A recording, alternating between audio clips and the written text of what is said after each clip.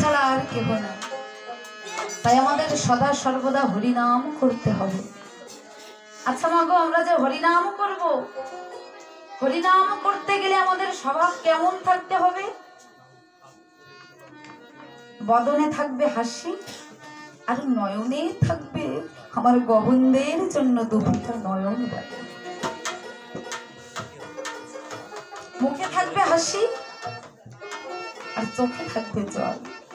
এভাবেই আমার গোবিন্দকে ডাকতে হবে। আমরা সকলেই তো কম বেশি হরিকে ডাকি, তাই তো বাবা?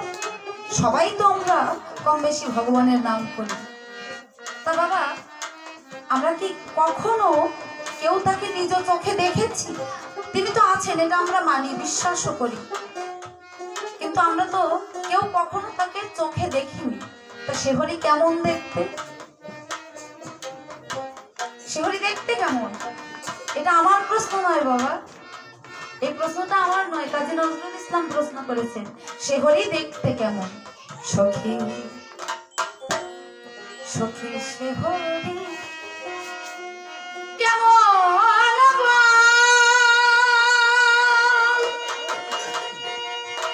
নাম শুনে যা এত প্রেম জাগে। যার নাম শুনলেই এত প্রেম জাগে, চোখে আনে এত জল।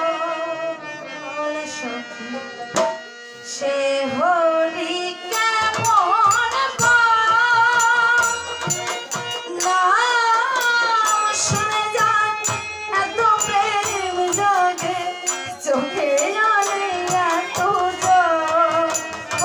সখী সে হরি কেমন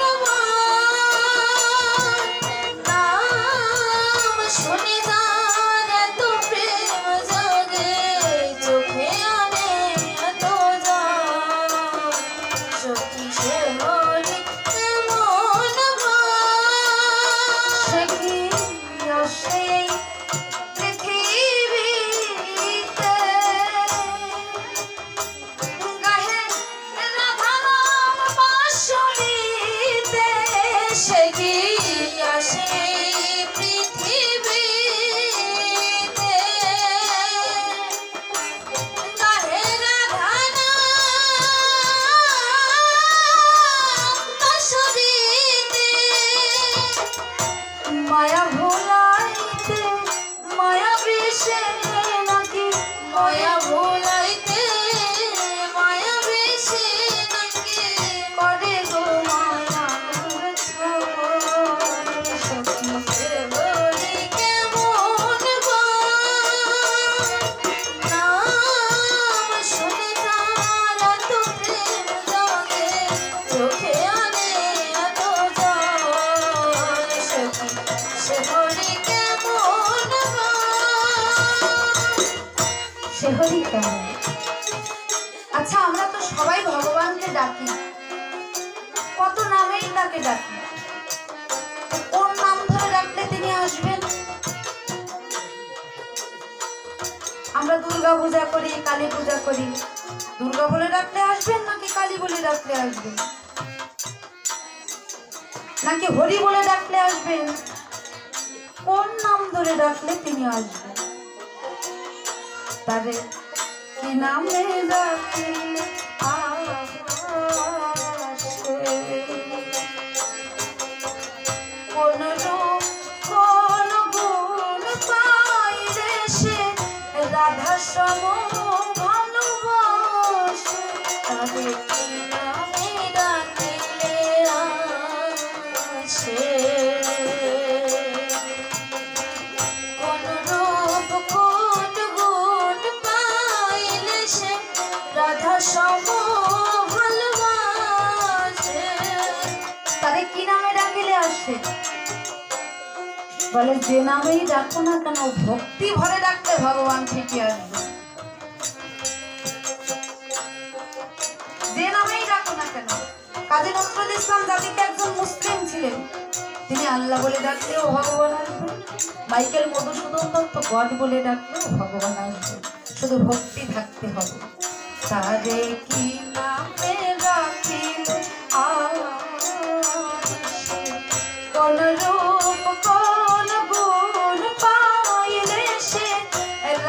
সম ভালোবাসে সখী শুনেছি সে নাকি কালো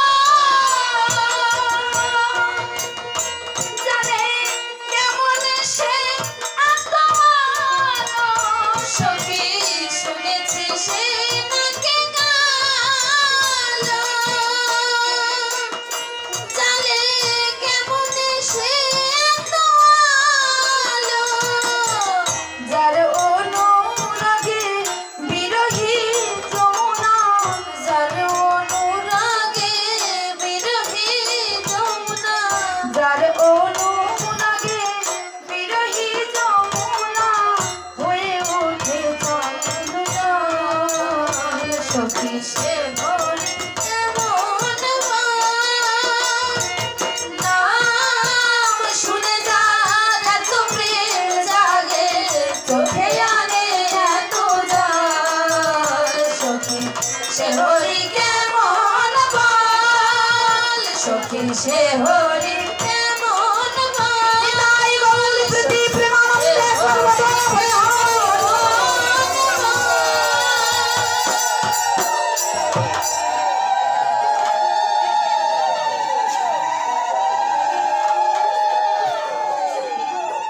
চলো।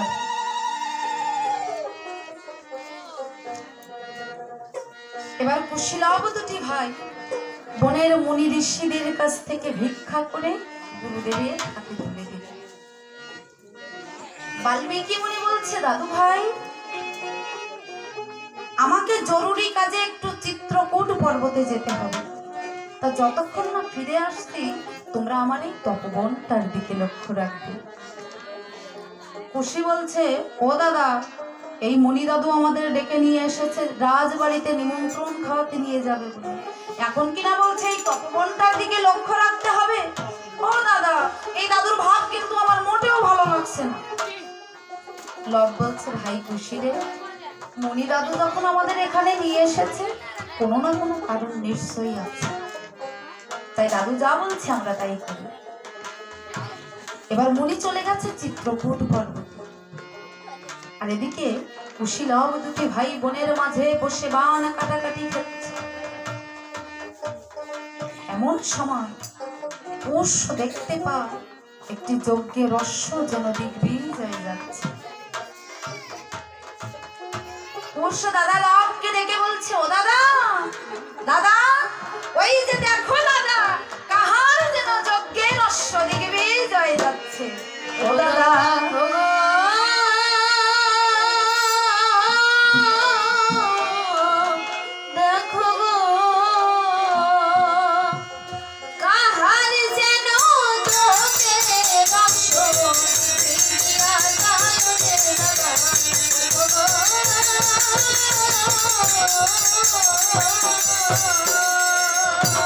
আর দেখো দেখো দেখো দাদা, ও দাদা দেখো রাজা কি আরে দাদা দেখো গো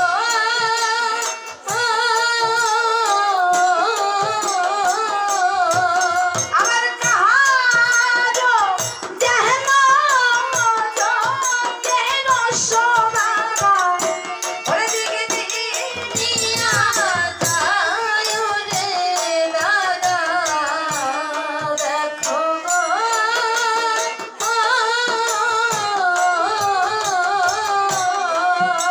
ও দাদা ওই যে দেখো কাহার যেন যজ্ঞের রস্য দিগ্বিজয় চলেছে।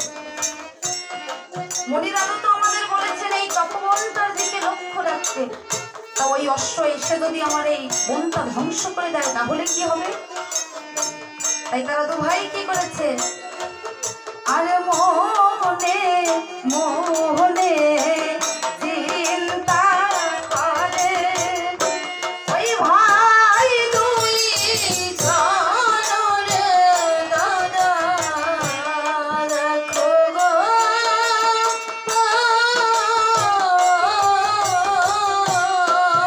আরে লোটা দিয়ে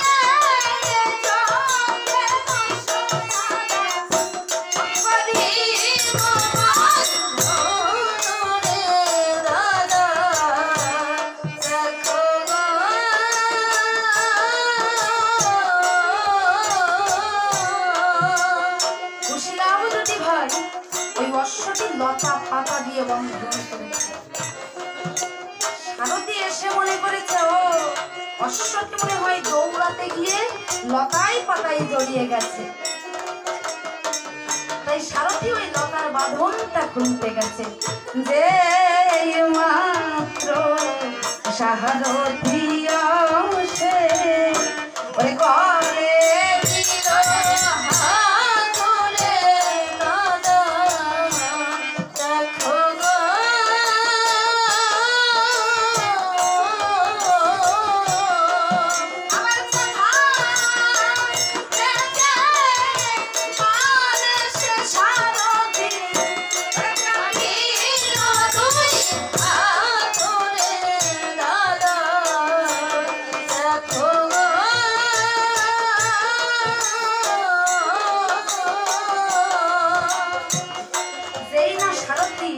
লতার বাঁধন খুলতে গেছে, কোথা থেকে একটা মাল এসে সারথি হাত দুখানা কেটে দিয়েছে। ভরত শত্রুঘ্ন এসে বলছে, ও সারথি তোমার এই হস্ত দুখানা কাটলো কেমন করে?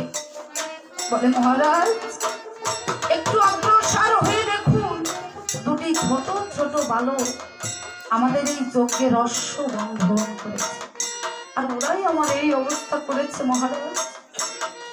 ভরত শত্রুঘ্ন গিয়ে বলছে, ও হে বালকদ্বয়, কহ প্রকাশিয়া কিবা নাম, কোথায় ধাম, আর কাহারি বা নন্দন তোমরা? বলে মহারাজ মায়ের নামটি মা আমাদের, এভাবে পিতা কেহ নাই, মুনির বাড়ি জন্মে আছি আমরা দুটি ভাই। ও হে বালকদ্বয়, তা আমাদের এই যজ্ঞের অশ্ব কেন বন্ধন করেছ? জানো এটা কার যজ্ঞের অশ্ব? এই অশ্ব এক্ষুনি ছেড়ে দাও। মহারাজ ছাড়বো বলে তো আর এই অশ্ব ধরিনি, তবে ছাড়তে পারি একটা শর্তে,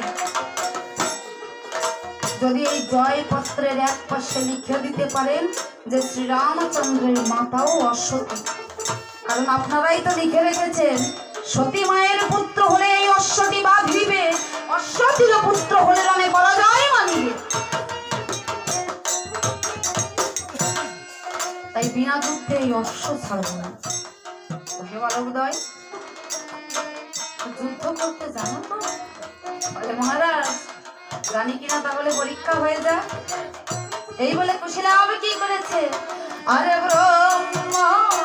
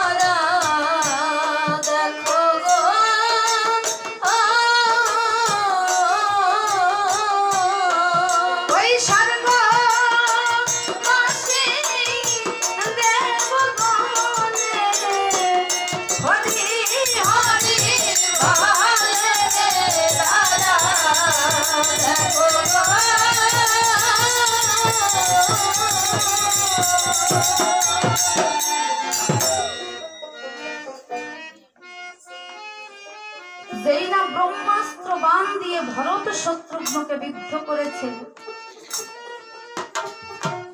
সারথি আমার ভগ্ন ধ্বজা রথ নিয়ে অযোধ্যায় ফিরে চলেছে। প্রভু রামচন্দ্র দূর থেকে যখন দেখতে পেল সারথি ভগ্ন ধ্বজা রথ নিয়ে ফিরে আসছে, প্রভুর আর বুঝতে বাকি রইল না যে তার দু ভাই আর বেঁচে নেই।